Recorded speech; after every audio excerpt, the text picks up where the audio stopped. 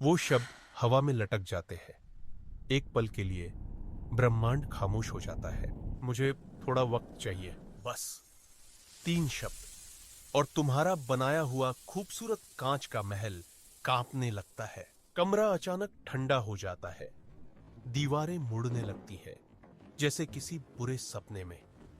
तुम्हारा दिल एक भारी पत्थर की तरह पेट में गिर जाता है। तुम सिर हिलाते हो, क्योंकि तुम समझदार हो, तुम स्पोर्टिव हो। तुम कहते हो, ठीक है, अपना वक्त लो। लेकिन जैसे ही दरवाजा बंद होता है, तुम कांपने लगते हो। खेल शुरू हो चुका है, और तुम अभी अभी अपना पहला और सबसे जरूरी मोहरा खो चुके हो। यह कोई इत्तेफाक नहीं, यह मनोविज्ञान है। एक बहुत ही महीन और बहुत ही क्रूर मनोवैज्ञानिक खेल। तुम्हें लगता है कि तुमने उन्हें समय दिया है। सच तो यह है, तुमने उन्हें कंट्रोल दिया है। अब तुम इंतजार की दुनिया में अकेले हो। एक ऐसी दुनिया जहां हर फोन की घंटी तुम्हारे दिल की धड़कन बढ़ा देती है। हर मैसेज की आवाज एक उम्मीद की किरण और गहरे डर का एक साथ एहसास कराती। तुम उनकी सोशल मीडिया प्रोफाइल को ऐसे खंगालते हो जैसे वो कोई प्राचीन ग्रंथ हो जिसमें तुम्हारे भविष्य के राज छुपे हो। उनकी एक मुस्कान वाली तस्वीर तुम्हारे पेट में मरोड़ पैदा कर देती है। वो खुश है मेरे बिना। तुम अपनी जिंदगी को एक होल्डिंग पैटर्न में डाल देते हो। नए प्लान्स नहीं बनाते, दोस्तों से कतराते हो, क्योंकि क्या पता शायद वो आज वापस आ जाए।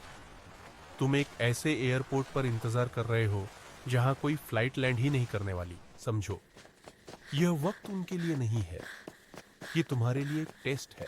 यह देखने के लिए कि तुम कितना बर्दाश्त कर सकते हो, तुम्हारी सीमाएं कितनी धुंधली हैं, तुम खुद को कितना कम आंकते हो। यह सॉफ्ट घोस्टिंग है, यह स्लो फेड है, यह तुम्हें धीरे धीरे मिटाने का एक तरीका है, बिना जल्लाद की जिम्मेदारी लिए। वे तुम्हें अनिश्चितता के पिंजरे में बंद कर देते हैं, जहां तुम इंतजार करते हो और वे आजाद रहते हैं। वे अपनी जिंदगी जी रहे हैं, नए विकल्प तलाश रहे हैं, और तुम उनके बैकअप प्लान बनकर रह गए हो, एक सेफ्टी नेट। अगर कुछ और काम नहीं आया तो तुम तो हो ही, हमेशा की तरह इंतजार करते हुए। सोचो, एक कहानी आरव और मीरा की। मीरा ने आरव से कहा, मुझे सोचने के लिए थोड़ा वक्त चाहिए। आरव, जो उससे बहुत प्यार करता था, सहमत हो गया। उसने उसे पूरा स्पेस दिया। पहला हफ्ता आरव बेचैन था।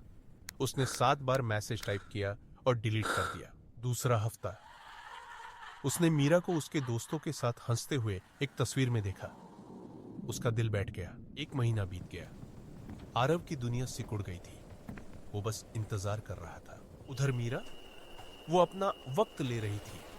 वो नए लोगों से मिल रही थी, नई चीजें आजमा रही थी। उसने आरव को होल्ड पर रखा था, क्योंकि सीधे सीधे रिश्ते को खत्म करने की हिम्मत उसमें नहीं थी। आरव ने जो समय दिया था, वो मीरा के लिए एक आरामदायक एग्जिट रैंप बन गया, बिना किसी टकराव के, बिना किसी जवाबदेही के। तो वो एक चीज क्या है?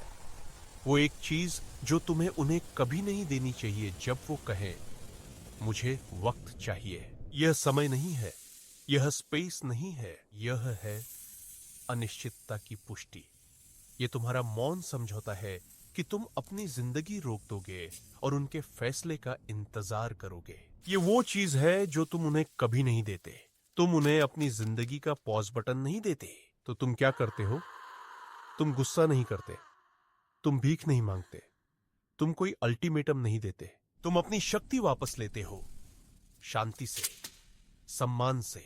तुम उनकी आंखों में देखते हो और कहते हो, मैं समझता हूं कि तुम्हें वक्त चाहिए और तुम्हें वो लेना चाहिए, लेकिन मैं अनिश्चित काल तक इंतजार नहीं करूंगा। मैं अपनी जिंदगी को होल्ड पर नहीं रख सकता। तो अपना समय लो, और जब तुम्हें पता चल जाए कि तुम क्या चाहते हो, तो मुझे बताना। इस बीच मैं अपनी जिंदगी जीता रहूंगा। बूम! खेल बदल गया। तुमने उन्हें कोई अल्टीमेटम नहीं दिया, तुमने एक सीमा तय की है। तुमने उनके फैसले को नियंत्रित करने की कोशिश नहीं की, तुमने अपनी प्रतिक्रिया को नियंत्रित किया है। और सबसे जरूरी बात, तुमने यह दिखा दिया है कि तुम खुद को महत्व देते हो। तुम्हारी जिंदगी किसी के शायद पर रुकने के लिए बहुत कीमती है। अब गेंद उनके पाले में है, लेकिन अब दबाव उन पर है, तुम पर नहीं।